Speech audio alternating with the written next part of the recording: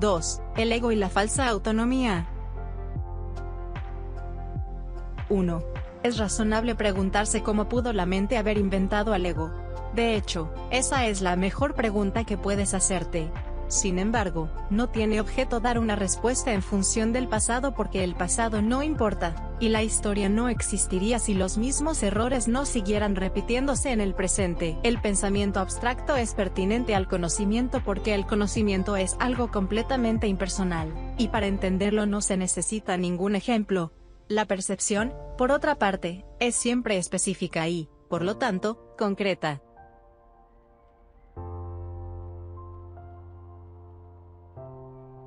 (2) Todo el mundo inventa un ego o un yo para sí mismo, el cual está sujeto a enormes variaciones debido a su inestabilidad. También inventa un ego para cada persona a la que percibe, el cual es igualmente variable. Su interacción es un proceso que los altera a ambos porque no fueron creados por el inalterable o mediante él. Es importante darse cuenta de que esta alteración ocurre con igual facilidad tanto si la interacción tiene lugar en la mente como si entraña proximidad física. Pensar acerca de otro ego es tan eficaz en el proceso de cambiar la percepción relativa como lo es la interacción física. No puede haber mejor ejemplo que este de que el ego es solamente una idea y no un hecho.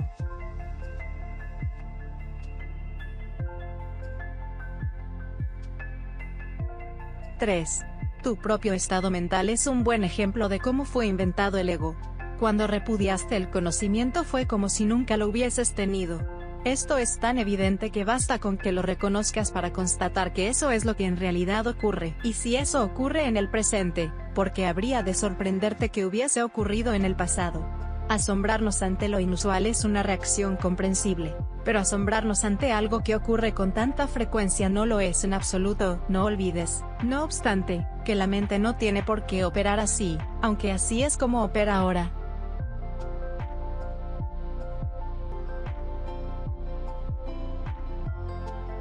(4) Piensa en el amor que los animales sienten por sus crías, y en la necesidad que sienten de protegerlas. Eso se debe a que las consideran parte de sí mismos.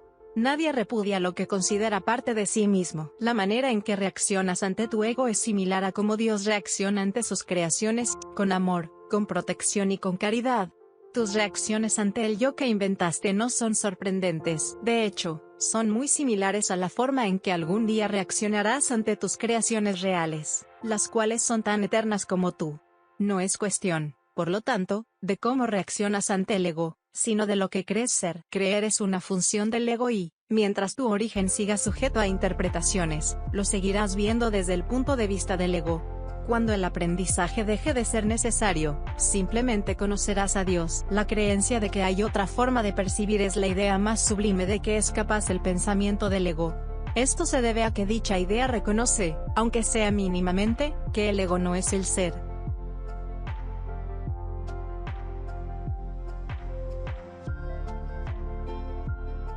5. Socavar el sistema de pensamiento del ego no puede sino percibirse como un proceso doloroso, aunque no hay nada que esté más lejos de la verdad. Los bebés gritan de rabia cuando se les quita un cuchillo o unas tijeras, a pesar de que, si no se hiciera, podrían lastimarse. En este sentido todavía eres un bebé. No tienes una idea clara de lo que es el verdadero instinto de conservación, y probablemente decidirás que necesitas precisamente lo que más daño te haría. Sin embargo, tanto si lo reconoces ahora como si no, has acordado cooperar en el empeño por llegar a ser inofensivo y servicial, atributos estos que son inseparables. Incluso las actitudes que tienes a ese respecto son necesariamente conflictivas, puesto que todas las actitudes están basadas en el ego. Esto, sin embargo, no siempre será así. Ten paciencia mientras tanto y recuerda que el desenlace es tan seguro como Dios.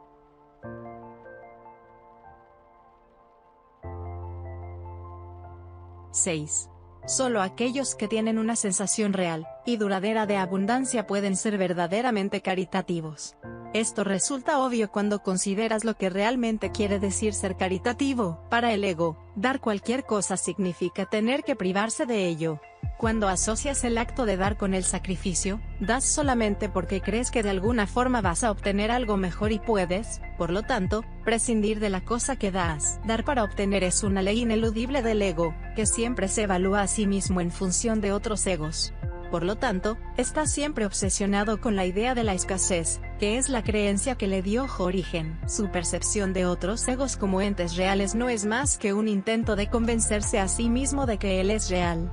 El amor propio, desde el punto de vista del ego, no significa otra cosa que el ego se ha engañado a sí mismo creyendo que es real y, por lo tanto, está temporalmente menos inclinado a depredar. Ese amor propio es siempre vulnerable a experimentar tensión, término que se refiere a cualquier cosa que él perciba como una amenaza a su existencia.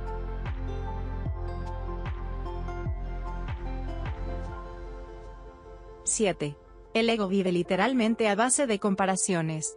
La igualdad es algo que está más allá de lo que puede entender y, por lo tanto, le es imposible ser caritativo. Lo que el ego da nunca emana de una sensación de abundancia porque él fue engendrado precisamente como sustituto de esta. Por eso es por lo que el concepto de obtener surgió en su sistema de pensamiento. Los apetitos son mecanismos para obtener que representan la necesidad del ego de ratificarse a sí mismo. Esto es cierto tanto en el caso de los apetitos corporales como en el de las llamadas necesidades más elevadas del ego. El origen de los apetitos corporales no es físico. El ego considera al cuerpo como su hogar, y trata de satisfacerse a sí mismo a través de él. Pero la idea de que eso es posible es una decisión de la mente, que está completamente confundida acerca de lo que realmente es posible.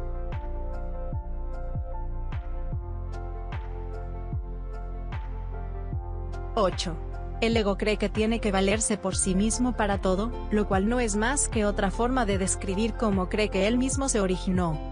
Es un estado de tanto temor que lo único que puede hacer es dirigirse a otros egos, y tratar de unirse a ellos en un débil intento de identificarse con ellos o atacarlos en una demostración, igualmente débil, de fuerza. No es libre, no obstante, de poner en tela de juicio la premisa que da lugar a todo eso, pues esa premisa es su base.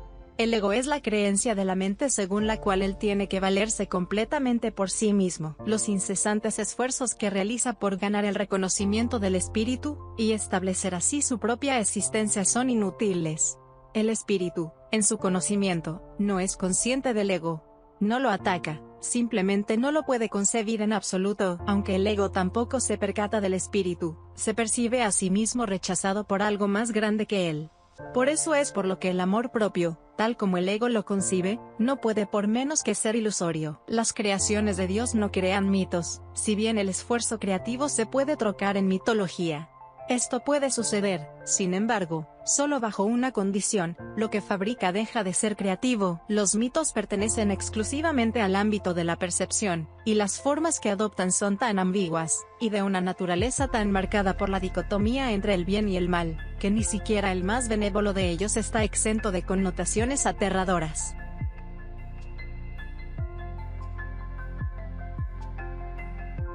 (9) Los mitos y la magia están íntimamente relacionados, ya que los mitos generalmente tienen que ver con el origen del ego, y la magia, con los poderes que el ego se atribuye a sí mismo. Los sistemas mitológicos incluyen, por lo general, alguna descripción de la creación, y la conectan con su forma particular de magia. La llamada lucha por la supervivencia no es más que la lucha del ego por prolongar su propia existencia, así como la interpretación que ha hecho con respecto a su comienzo.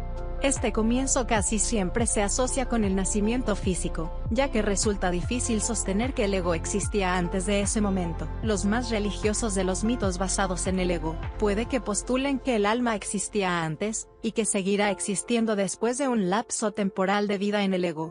Algunos postulan incluso que el alma será castigada por este lapso. La salvación, no obstante, no es aplicable al espíritu, pues no está en peligro. Por lo tanto, no tiene que ser rescatado.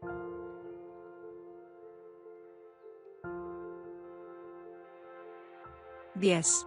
La salvación no es otra cosa que mentalidad recta, que aunque no es la mentalidad 1 del Espíritu Santo, se debe alcanzar antes de que la mentalidad 1 pueda ser reinstaurada.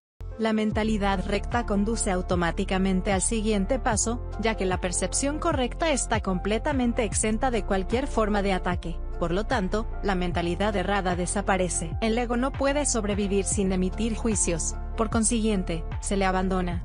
La mente tiene entonces una sola dirección por la que avanzar. La dirección que sigue es siempre automática, pues no puede sino acatar los dictados del sistema de pensamiento al que se adhiere.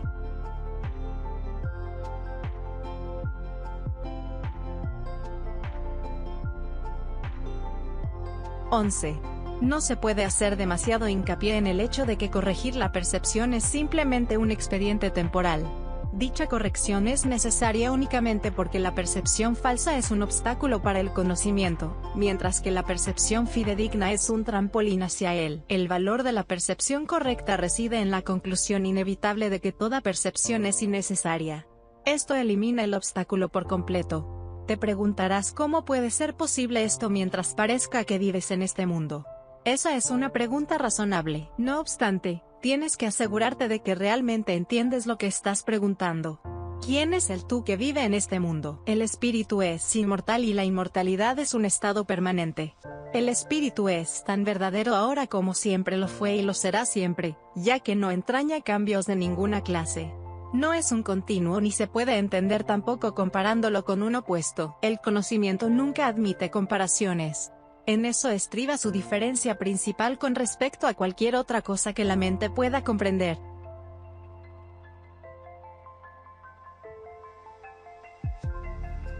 Que hoy y siempre tengas la determinación y el éxito en todo lo que hagas.